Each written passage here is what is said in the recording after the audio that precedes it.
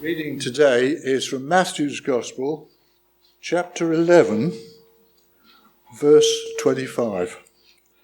At that time, Jesus said, I praise you, Father, Lord of heaven and earth, because you have hidden these things from the wise and learned and revealed them to little children.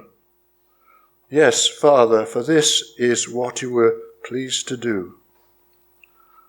All things have been committed to me by my Father. No one knows the Son except the Father, and no one knows the Father except the Son and those to whom the Son chooses to reveal him. Come to me, all you who are weary and burdened, and I will give you rest. Take my yoke upon you and learn from me, for I am gentle and humble in heart, and you will find rest for your souls. For my yoke is easy, and my burden is light, and my voice is fading away. Sorry. This is the word of the Lord. Lord Jesus, we pray that you would help us to come to you, to meet with you, and to find rest in you this morning. Amen. So, come to me, all you who are weary and burdened, and I will give you rest. It's a great, encouraging verse, isn't it? It sounds fantastic. The kind of verse that you would in the old days have been able to buy a poster from CLC. Just checking the age. CLC was a Christian bookstore. Do you remember what those are? In the city centre. Nowadays, you'd have to buy it online, or you could get it on a greetings card, or on a T-shirt. My husband said, who would wear that? Oh, no, I missed one. On a keyring. I obviously wasn't working on it. On a paperweight. On a mug. Or on a fridge magnet. There's always a fridge magnet. Perhaps you've got one on your fridge next to the inspirational magnet that says, don't count your years, make your years count. Do you like that one? Or don't stop dreaming until your dreams come true. Do you like that one? No.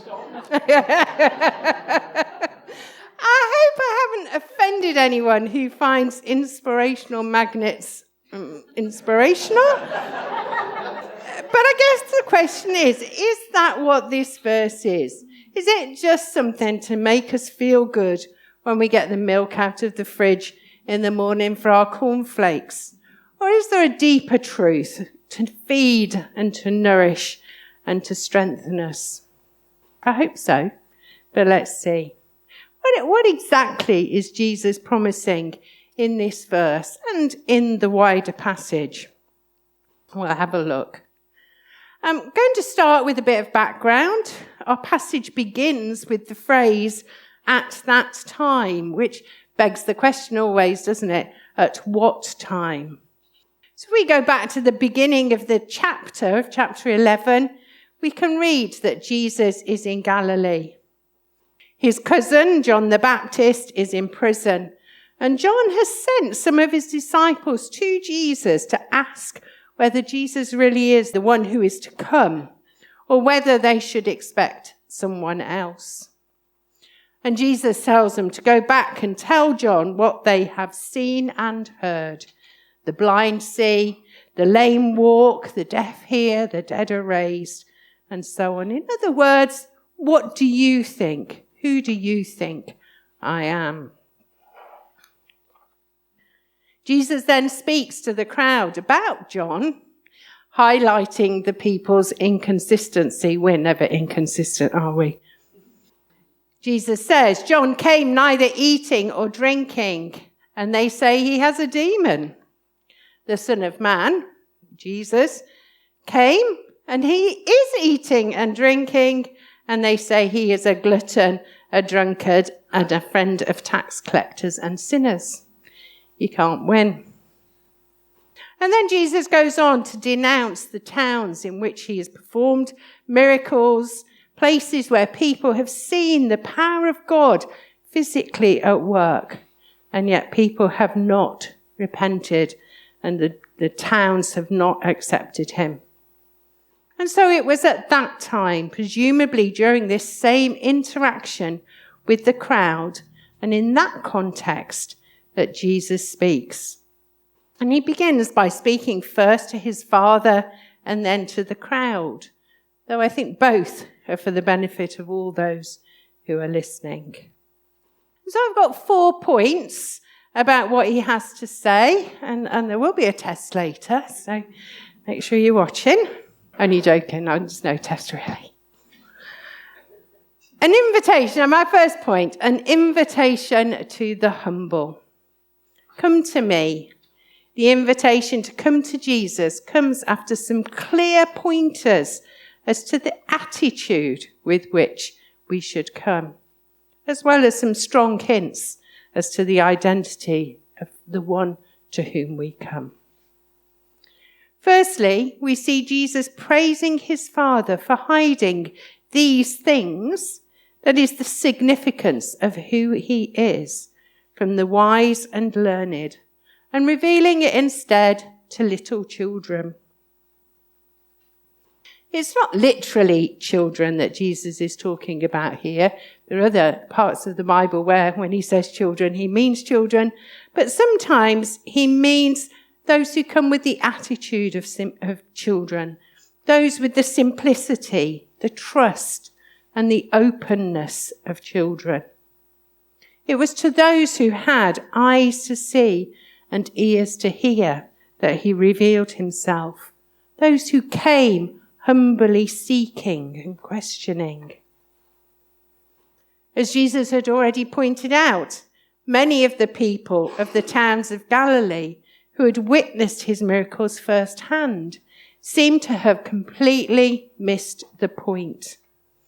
And specifically, it's often the religious leaders and teachers who considered themselves well versed in the law, the prophets, and the ways of God.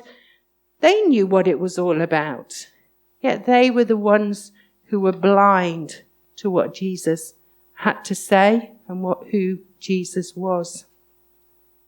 It was their arrogance, their self-sufficiency, their self-inflated sense of their own importance and supposedly superior knowledge, their desire to remain in control. All these things prevented them from truly coming to Jesus. They were the ones who, if they had properly lived up to their responsibility to shepherd God's people, should have been the first to recognize the signs of the new kingdom. And yet they failed miserably. Let's be clear, Jesus isn't condemning intellectual power and good biblical knowledge. He is condemning intellectual pride. It isn't the case that you have to be stupid or intellectually challenged to admit a need for God, but you do have to be humble. Being clever and being humble are not mutually exclusive. You can be both. And thankfully, you can also be not very clever and humble too. And just to hammer home the importance of humility, we go to the end of the passage. And what better role model do we have? For Jesus himself says in verse 29, "For I am gentle and humble in heart." And at the risk of sounding flippant or disrespectful, if it's good enough for Jesus, and so who are we coming to? In verse 27, we see one of the most explicit statements of Jesus' relationship with his Father that's to be found in the Gospels of Matthew, Mark, and Luke, the Gospels that we know as the Synoptic Gospels. we read, "All things have been committed to me by my Father. No one knows the Son except the Father, and no one knows the Father except the Son, and those to whom the Son chooses to reveal him." Jesus the Son is one with the Father and will reveal him to those who come humbly seeking. And the only route to the Father, to God himself, is through the Son. And so, in other words, the children see what the wise and learned cannot, that Jesus the Son is sent by the Father and reveals the Father, and the humble are invited to come and see. And so my second point, an invitation to the weary and burdened. Maybe some of you need that invitation this morning. Come to me, all you who are weary and burdened. I've been preparing this for probably just over a week or so, and I've just got out of the habit of saying heavy laden. Who remembers heavy laden? They've obviously decided that burdened is a better translation of the original. It would seem from what Matthew writes later that much of the burden that was being carried came from these religious leaders. The list of rules and regulations, the do's and the don'ts, the musts and the mustn'ts, weighed heavily on the people who were trying to follow the religion, to stick to what they were being taught, and to follow God as best they could. In chapter 3, speaking of the teachers of the law and the Pharisees, Matthew writes, "They tie up heavy, cumbersome loads and put them on people's shoulders, but they themselves are not willing to lift a finger to move them." And again, "And woe to you, teachers of the law and Pharisees, you hypocrites, you shut the door of the kingdom of heaven in people's faces. You yourselves do not enter, nor will you let those enter who are trying to." And believe me, Jesus' accusation of those leaders goes on for several verses in that chapter. The people probably also felt the burden of being under Roman occupation. That might have come to mind as they hoped that God would send someone to make them a free nation again, part of their expectation. Those aren't our burdens necessarily. I don't know what burdens you. Thankfully, we live in the New Testament times with at least some understanding of grace and forgiveness and freedom that Jesus brings. But maybe we are still burdened by the guilt of what we should or shouldn't have done. Or maybe by the guilt of what we should or shouldn't be doing. Maybe we're burdened by a sense of failure and not quite making the mark. Maybe we're burdened by a sense of fear of being rejected by Jesus. Or maybe we're burdened by the weight of expectation of the world that we live in. We must do this, be this, go here, visit there, own this, achieve this, earn at least this. A fulfilled life looks like. You fill the gaps. It's a good job, isn't it, that Jesus really meant it when he said, "Come to me, you weary, burdened people." What weighs you down? What burden is Jesus inviting you to take to him this morning?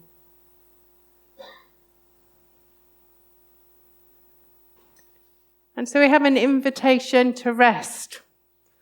Or not, maybe. It's a great verse, isn't it? "Come to me, all you who are weary and burdened, and I will give you rest." I wonder what you think that rest looks like. Sometimes if I need a rest, it's feet up, cup of tea, maybe a little bit of television. Or if I really need a rest, it's feet up, head down, and a little snooze. Sometimes the one merges into the other. But the important thing I've found is to make sure I finish the cup of tea before I nod off. Who's done that? Is that the sort of rest that Jesus is promising? I don't think so. Not that rest isn't, and it is, not that rest isn't. I'm saying rest is an important part of the rhythm of life. But I don't think it's inactivity or idleness that Jesus is promising here. I think there's a hint of the Sabbath rest that is to come. The rest that is spoken of in Hebrews chapter 4. The rest that is an eternity spent with God, where all the burdens will be lifted, where there will be no weariness. But I don't think we'll be lying on the sofa drinking tea there either. Well, not all of the time. Hopefully some of it. But it's not just about the rest of eternity. Neither is it a complete rest from all the obligations. Look back at the Sermon on the Mount in earlier chapters in Matthew in 5 and 6 to see what Jesus says about how we should be living our lives. In the context of a heavy load imposed by the religious leaders, I think the rest that Jesus promises to those who humbly come to him is partly a rest from or a relief from. It's a rest from the weight of expectation. It's a relief from the guilt of not being good enough. A rest from the sense of failure or from the striving to impress or to please, even the striving to please God. On the positive side, the rest that Jesus promises is the peace and hope and presence of himself who is with us always. That's what I think the rest is that is promised to those who go to Jesus burdened and weary and give those things to him. I say this partly because we read after, come to me who are weary and burdened, and I will give you rest. He goes on then to speak about a lighter load. So it's not that everything is taken away, because we have this invitation to a lighter load. And it would be a lie to say that the Christian life is a doddle and that God has no expectations of us. The invitation isn't just to come to Jesus, but to follow Jesus and to walk in his ways. And I don't know about you, but I think being a follower of Jesus is demanding. But remembering back to a life without him, I know that I wouldn't choose any other way.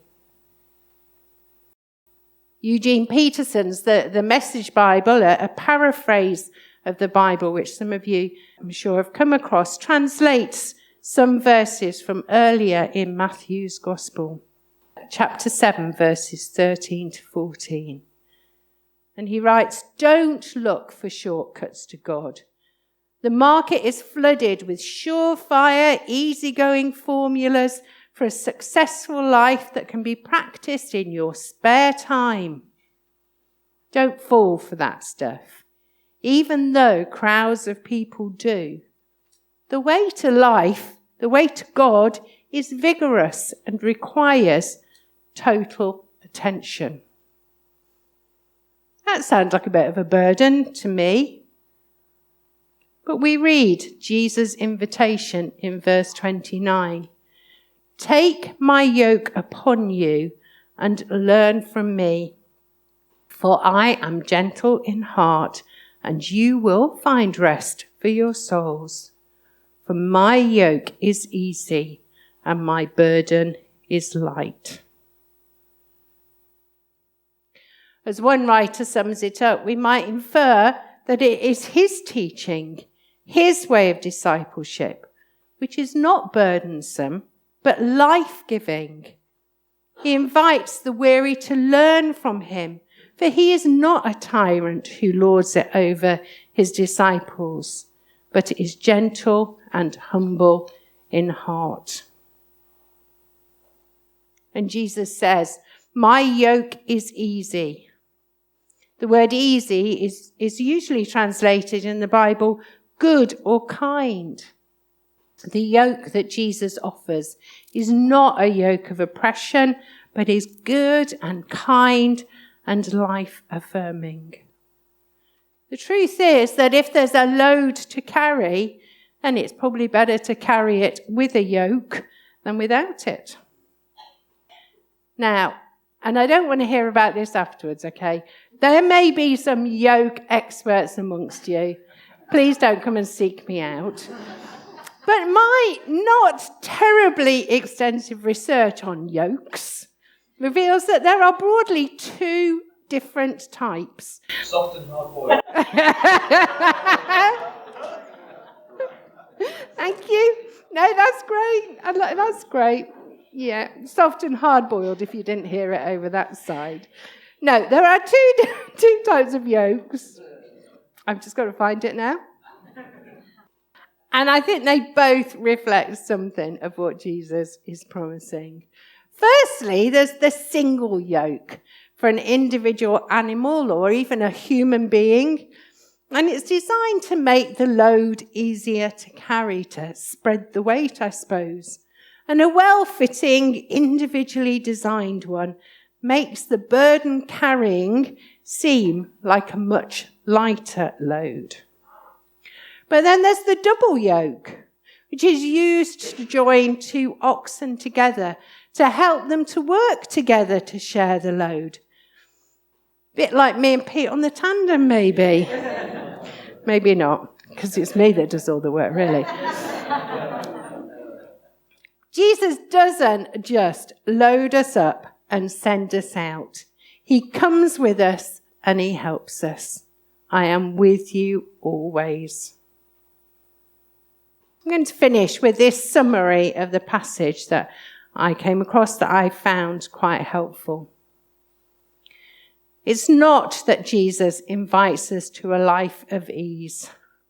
Following him will be full of risks and challenges, as he has made abundantly clear. He calls us to a life of humble service, but it is a life of freedom and joy instead of slavery. It is life yoked to Jesus under God's gracious and merciful reign, free from the burden of sin and the need to prove oneself, free to rest deeply and securely in God's grace. Come to me, all you who are weary and burdened, and I will give you rest. Take my yoke upon you and learn from me, for I am gentle and humble in heart, and you will find rest for your souls.